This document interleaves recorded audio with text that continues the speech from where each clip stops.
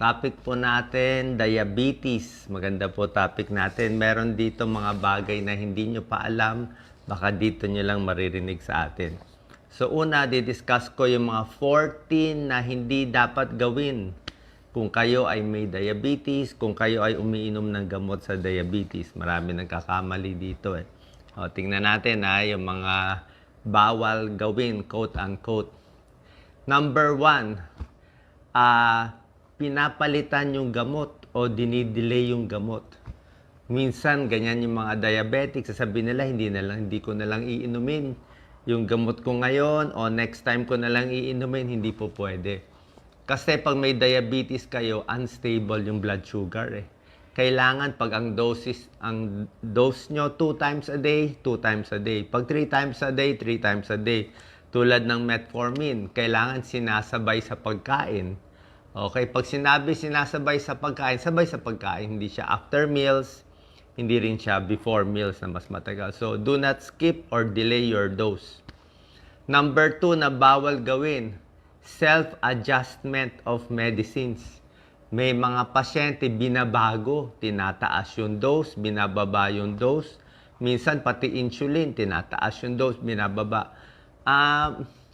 Kung hindi kasi doktor, mahirap eh. Oo, mahirap i-adjust yung dose base lang sa nakikita yung number eh. Hindi po ganun kadali. Kaya pinakamaganda, tanong niyo na lang sa doktor niyo kung itataas ba gamot o ibababa. Mahirap yung sariling adjustment. Palagay natin, naka-insulin kayo. Tapos ang mataas na blood sugar nyo sa gabi. O sabi nyo, mataas yung blood sugar ko sa gabi, so adjust ko sa gabi. Actually, mali po yun eh. Dapat pag yung sa gabi mataas, ang ina-adjust yung sa umaga. May mga timing pa kasi yun. Hindi ganun kadali. Gaano ba kahaba yung epekto ng insulin. Minsan yung gabi, sa umaga pala i-adjust. So hindi po ganun kadali. Do not self-adjust. Itanong sa doktor. Number 3, pagkakamali ng mga may diabetes, nakakalimutan dalhin yung mga gamit nila. Kung nagta-travel sila, nakalimutan yung pang blood sugar, pang insulin, yung gamot. Delikado, paano kung maipit kayo sa ibang lugar. Number 4, ayaw magpa-check up. 1 taon, 2 taon, walang check up, hindi po pwede. Pag diabetes, at least siguro every 6 months o every 3 or 4 months may check up para ma-monitor yung blood sugar level. Hindi pwede hindi naka-monitor. Sasabihin, blood sugar? Hindi ko na chinek nung 1 taon pa eh. Nagbabago-bago po yun. Bawat buwan, nagbabago yun. Base sa kondisyon ng katawan, sa edad. So, kailangan may check yung blood sugar nyo. Number 5, ito. Hindi binabantayan yung mga high blood sugar symptoms. Ibig sabihin, alam mo na may sintomas ka, pero binabaliwala mo. Ibig sabihin, namamanhid na yung kamay, namamanhid na yung paa, hindi na maganda daloy ng dugo, namamayat na, o ihi ng ihi, nilalanggam na yung ihi, hindi pinapansin. Hindi po pwede. Kasi kung may high blood sugar symptoms, ibig sabihin, kulang na yung dose mo. Kulang na. Okay, kaya ina-adjust. Ang problema nga kasi, yung katawan natin, yung pancreas nyo, yung lapay, hindi na kaya mag-adjust mag-isa. Kaya kailangan tayo na mag-adjust. Paano nga nasira na yung lapay eh. Kaya hindi na gumagawa ng insulin. Kaya pagkain nyo ng marami, tataas. Pag kulang ang kain, pwede bumaba. Number 6, dahil nga hindi nyo chinecheck yung blood sugar, number 6, hindi mo rin alam kung bagsak na yung blood sugar. Hypoglycemia symptoms. Yun din naman ang problema.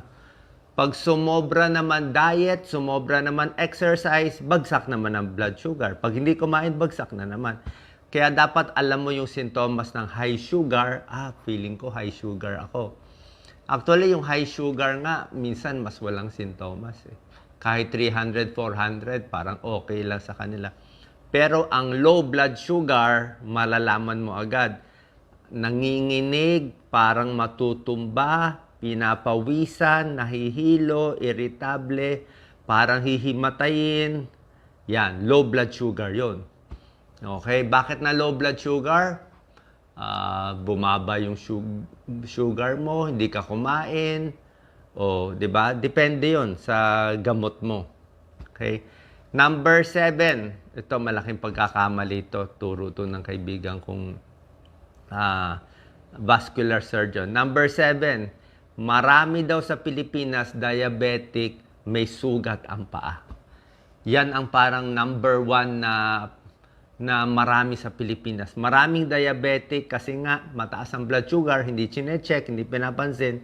Magugulat na lang, sugat-sugat na yung paa, namamanhid yung paa, madalas yung mga ugat, artery sa paa nasisira, at maraming napuputol ang paa. Infeksyon, napuputol ang paa dahil sa nerve problem doon sa paa. Hindi lang nerve, pati yung artery, nagkaka-ulcer. Kaya nga dapat ang diabetic, chine-check lagi ang paa. Kung may maliit na sugat, ingatan na. Hindi na pwede nagpapaa sa bahay. Dapat laging naka-rubber shoes, stable, lalo na yung kuko. Yung kuko, dapat tamang-tama lang yung gupit. Kasi pag namali ng gupit, may ingrown toenail. Number 8, ito, kwento rin ng kaibigan kong doktor, si Dr. Rory Go. Magaling na ophthalmologist siya. Sa Chinese dyan, si Dr. Rory, classmate ko yan. Sabi ni Dr. Rory, very common daw, sabi niya, Willie, very common ang diabetic retinopathy. Halos yan daw yung parang marami siya nakikita. Diabetes, pag may diabetes, yun na nga, binabantayan yung paa, binabantayan yung kamay, yung sugar, binabantayan, pero yung mata, hindi chine-check. Pagpunta sa kanya, bilang ophthalmologist, malapit na mabulag. Diabetic retinopathy. Ang nangyayari daw po, retinal detachment. Ano ang sintomas? Ito yung secret eh. Sabi ko, ano sintomas yan para maagapan? Una-una, pag blood sugar mo mataas. Second, yung linaw ng mata mo, pag nagbabasa ka, may araw malinaw, may araw malabo. O lumabo, bakit kaya? Mamaya ay luminaw naman, siguro okay na ako. Lumabo, luminaw. Yung pala ang symptom ng retinal detachment. Nagdi-detach na siya. So, bakit nagdi-detach? Pag diabetic retinopathy, gumagawa ng bagong ugat sa mata. Yung bagong ugat, para siyang maraming fiber na ugat, hinihila niya yung retina. Hinihila. Pag hila, lumalabas. Pag na-detach, nabubulag. May nabubulag dito. So, kailangan to ng ophthalmologist na inaayos. Kailangan aayusin. Maganda prevention. Ano prevention? Control yung blood sugar. Number 9, bawal gawin ng diabetic. Ito kasalanan ng maraming diabetic. Overeating. Sobra kain. Dahil nga may diabetes ka, tapos meron kang gamot na iniinom, dapat ang kain mo pare-pareho. Sa umaga, pareho ang dami. Kuyari, dalawang pandesal sa umaga. Tanghali, 1 cup rice, ulam. Gabi, 1 cup, merienda, ganito karami. So, dapat pare-pareho araw-araw. Boring nga boring. So, hindi pwede, ayoko mag-breakfast ngayon. Kakain na lang ako ng marami mamayang tanghali, mamayang gabi. Hindi nga po pwede kasi nga diabetic na nga Ibig sabihin, hindi na kaya ng katawan i-control yung blood sugar. Pag kumain ka na marami, tataas. Hindi ka kumain, babagsak. So, hindi na pwede mga overeating. Kasi magloloko na yung sugar mo, magkakasintomas ka. Number 10, bukod sa overeating, bawal din yung irregular eating. Ibig sabihin, minsan, diet ng diet. Okay mag-diet, kaya lang, pag binigla mo yung diet, paano yung gamot mo? Nakainom ka pa rin ng gamot, so baka bumagsak blood sugar mo. Diabetic, gusto mo mag-midnight snack. O paano yan? Matutulog ka na ng alas 12, nagutom ka, kakain ka pa ng pizza. So nagulo na naman yung blood sugar mo.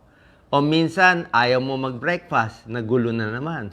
Diba? So paano yung gamot na iinumin mo? Kasi yung metformin o yung mga glipizide, glycoside, with meals yun Pagkain mo, isasabay mo Kahit yung insulin, pagkain mo, sabay injection So, pag ginulo mo yung kain mo, hindi po pwede. Tsaka ang magandang kain sa diabetes, hindi na yung 3 times a day. Medyo hahatiin mo na. Medyo 5 times a day, pero mas konti. Breakfast, konti lang, tama-tama. Pwede ka 10 o'clock, isang apple. Apple, maganda. Apple and pears, tanghali. Tapos sa hapon, may maliit na merienda. Tapos sa gabi, nakahiwalay-hiwalay. para yung blood sugar mo hindi masyado magloko. Mamaya tuturo ko bakit delikado ang pagloloko ng blood sugar pag hindi nyo to sinusunod. Sabihin mo, Doc, ang stricto naman konting taas lang ng sugar ko. Maraming ganyang pasyente, konting taas lang naman baliwala yan, konting taas. Mamaya papakita ko sa inyo bakit ang konting taas ng sugar ay delikado din. Yan, turo yan ng mga endocrinologists. Number 11, puro unhealthy foods. Puro carbohydrates. Puro kakanin. Yan ang pagkakamali ng Pilipino lagi, yung kakanin, suman, bibingka, lahat, buko pie. Hindi lang ice cream, hindi lang cake, hindi donut. Yung mga kakanin natin, mataas yun. Tsaka may mga prutas na, ito rin, malaking pagkakamali ng diabetics. Yung prutas, isip nila pag prutas, okay. Maraming prutas ang medyo dapat talaga bawasan sa diabetes. Pakwan, babawasan, pinya, melon, ubas, lalo na ang mangga. Lahat yan, puro matatamis yan Mangga, pakwan, pinya, yung mga overripe. Oo. Saging okay, wag lang overripe. Sabi mo, Doc, ano lang pwede? Pwede mansanas, kahit ilang apple, okay yan. Apple, pears, pwede rin pears, peras. Suha, pwede na rin. Orange, medyo dalandan, pwede. Wag lang yung sobrang tamis. So, ingat sa mga unhealthy carbs, bad carbs, saka mga fruits na mataas sa sugar. Number 12, syempre, ito pinaka-pagkakamali, sugary drinks. Di ba? Ang dami gusto ng iced tea, milk tea, anong pang inumin. Honey healthy pero hindi pang diabetes. 'Di ba? Ano lang iinumin ko, Doc? Tubig. Okay? Buko, huwag na lang magbuko. Pwede magbuko, kaya lang 50 calories 'yon. Gusto mo magsabaw ng buko, kumain ka na lang isang apple. Isang apple na lang. Isang apple, mga ganun. Pareho din ang isang apple sa buko, tubig ng sabaw ng buko Kasi ang buko, 50 calories din. Mataas din siya. Kahit hindi siya matamis. So, tubig lang talaga. Gusto mo black coffee, gusto mo chamomile tea, ganyan. Pero wala nang pampatamis. Number 13, alak, syempre. Pag diabetic, alak beer 200 calories ang beer Red wine, ang tamis ng red wine. 'Di ba? Alcoholic drinks, ang taas noon. Hindi talaga po pwede. Tsaka, pag umiinom ka ng gamot, bawal yung alak. Yan ang problema. Pag umiinom ka ng gamot sa diabetes, may depression ka, may nervyos ka, gamot sa depression, bawal ka na uminom ng alak. Sasabihin ng doktor mo, bawal ka na uminom. Bakit? Magugulo yung dose ng gamot mo. Yung alak at gamot naghahalo, naglalaban sa liver. Kasi sa liver, yun yung taga-metabolize Number 14, tamang exercise. Bawal yung hindi nag-exercise, bawal din yung sobra exercise. Ang hirap, diba? Hindi nag-exercise, hindi pwede. Dapat nag-exercise ka. Pero pag nag-exercise ka, dapat may kain ka rin afterwards. Kasi pag nanggigil ka minsan, sobra exercise, bababa naman blood sugar mo. Inom ka pa ng gamot. So, dapat tama-tama.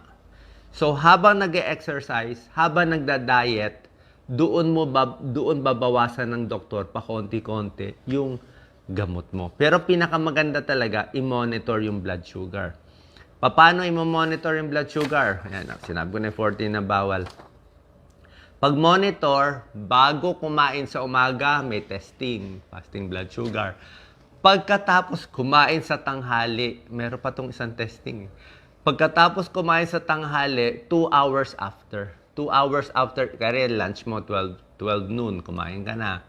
O hanggang 12:15, kumain ka na. Mga 2:15, i-check mo. Ang normal ng after meals, yung pinaka-normal niya, 140 milligrams per DL pababa. Pwede 140, pero after meals yun. Yung before eating, kailangan 100 lang yun. 100 lang. Minsan 105, minsan 100. So, yun ang limit. Pag walang kain, 100. Pag after meals, 140.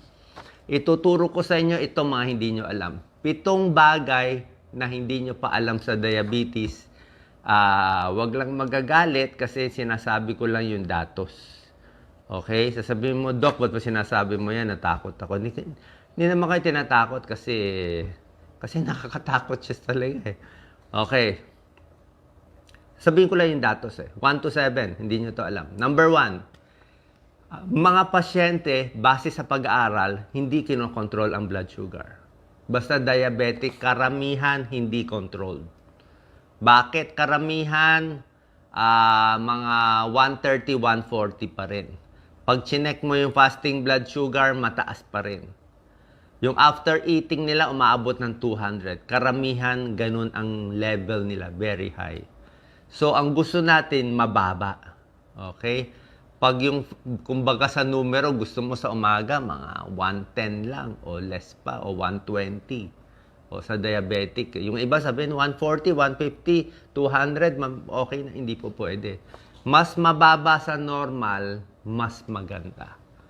Okay? Hindi pwede yung pwede na. Kasi yung medyo mataas, delikado na. Number 2, ito. Hindi to alam ng karamihan, pero ito talaga yung tunay. Pag ang isang tao naging diabetic na, let's say na-test ang blood sugar niya, lampas sa 126 milligrams per DL, na-test 2 times, 126 up, diabetic na yon. Ang ibig sabihin noon ay yung lapay natin, may beta cells yun eh. Yung beta cells gumagawa ng insulin. Yung lapay natin na may beta cells, 50% ng beta cells ay sira na. Nakakatakot. Kasi, konting taas, sabihin mo, Dok, ang blood sugar ko, 126 lang eh. Bakit mo sinabi 50% ng beta cells ko sira na? Ganun daw kasi talaga eh. Kasi nga, pag ang sira, magaling kasi yung lapay natin, pag 10% pa lang sira ng pancreas mo, okay pa blood sugar mo. Pag 30-40% na sira ang pancreas mo, okay pa rin blood sugar mo. Nagtatrabaho pa yung 60% ng pancreas. Pero pag 50% na sira ang pancreas, 50% hindi na gumagana yung cellular, doon pa lang tataas. So, late na pala yun. Kahit konting taas ng blood sugar, sirang-sira na yung pancreas. 50%. At after 5 years na diabetic, yung lapay ay 25% na lang gumagana. Ganun na. Parang sa kidney yan eh. Pag tumaas ng creatinine, sirang-sira na yung kidney. Medyo may sira na siya. Okay? Hindi sa tinatakot ko kayo, yun talaga ang datos eh. Yun ang problema sa mga sakit ng tao. Basta may sintomas na, medyo late na lagi. Diba? Tulad ng cancer, malalaman mo yung cancer, late na. Ayan na. Diba? Habang maliit pa yung bukol, wala. Tahimik eh. Yan ang problema. Diabetes, ganyan din eh. Kaya nga, high blood, ganyan din. Konting high blood, di mo pa naramdaman. Mararamdaman mo, may komplikasyon na. Kaya nga, kailangan yung testing, kailangan yung kaalaman. Number 3, kahit mild na diabetes, kahit konting taas lang ng blood sugar, ito, yung mga mild diabetes, 110 to 125 milligrams per DL, nung chinek nila itong mga pasyente, nung tumanda, namatay, inotopsy nila, may sira na rin daw yung pancreas, 40% sira. May sira na. So kahit konting taas, ibig sabihin, ingat na tayo sa pagkain. Yung mga bawal, babawasan na natin. Number 4, madali lang mag-monitor ng blood sugar test. Lalo na kung diabetic kayo, bilhin na lang kasi mas kailangan pa rin chinecheck. Number 5, ang isa nagkokos ng diabetes, soft drinks. Yung sobrang matatamis, ganun lang kasimple. Mahilig sa soft drinks, kulang sa exercise, mas mataas ang chance magkaroon ng diabetes. Soft drinks, exercise, mas tataba, mas lalaki ang tiyan, di maganda. Ang problema pa sa soft drinks, may phosphorus. Yung mga dark color, siyempre hindi ko babanggitin yung brand. Basta dark, may phosphorus. Pag sobra dami, pag konti-konti naman, di masama. Pero, kung gusto nyo tubig na lang, di ba? Hindi ko naman sinasabi, let's say, nag-basketball ka, nag-soft drinks ka, isa. Pwede naman, paminsan-minsan. Pero kung araw-araw, 1 litrong soft drinks, ibang usapan na yun. Magiging diabetic talaga. Kahit diet soft drinks, ulitin ko, may bagong pag-aaral tayo, kahit diet soft drinks, hindi rin maganda. In the end, nakakasira din. Number 6, pinakamagandang test, hindi lang yung fasting blood sugar. Ito hindi alam. Ang pinakamagandang test sa diabetes ay yung hemoglobin A1C. Okay, tanong nyo to sa doktor nyo, punta kayo sa laboratory. Doc, papacheck ko ba fasting blood sugar? Kung gusto nyo mas sigurado, hemoglobin A1C ang ipacheck nyo. Kasi ang lalabas dyan, blood sugar nyo for 3 months. Kasi nasa red blood cell yun eh. Ang buhay ng red blood cell natin, 3 months. So, chinecheck na yung sugar na nakadikit sa hemoglobin ng red blood cell. So, walang daya yon. Kasi yung fasting blood sugar, marami nandadaya. Magpapatest ako bukas, hindi ako kakain ngayon. Dinaya mo sarili mo, di ba? Kasi magpapacheck ka eh, magiging normal yon. Pero itong hemoglobin A1C, huli.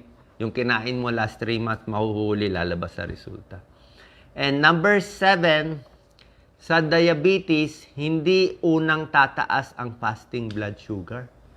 Diba? Madalas chinecheck natin fasting blood sugar. Ang unang tataas ay ang post-meal blood sugar. Yung 2 hours after eating, yun ang tataas. 2 hours after eating, pag hindi ka pa kumakain, normal ang blood sugar mo. Pero pag kumain ka na ng kanin, tumataas na yung blood sugar. Lampas 140. Ibig sabihin, hirap na yung katawan mo pag nalo-load ka ng sugar. Yun ang una nakikita nilang komplikasyon. At yung iba nga so in short, dahil puro fast food, puro masasarap, puro matatamis, siguro ingat na lang tayo lahat dito sa diabetes. Kasi nga maraming komplikasyon, diabetes, masisira kidney, pag nasira kidney, magdadialysis. Pag nagdialysis, alam nyo na saan papunta yun. Diba? Kaya ayaw natin umabot doon. So sana po, habang maaga pa, sabi mo, Doc, bakit nagbebenta ng matamis sa supermarket? Hindi mo na pwede pagbawal lahat eh. Diba? So nasa sa inyo na, sana makinig tayo. Tiis-tiis, tubig ang pinakamaganda, bawas kain. Ha? Alam ko, makapigil tayo ng kain, control, a little more exercise para makontrol ang diabetes. Salamat po. God bless.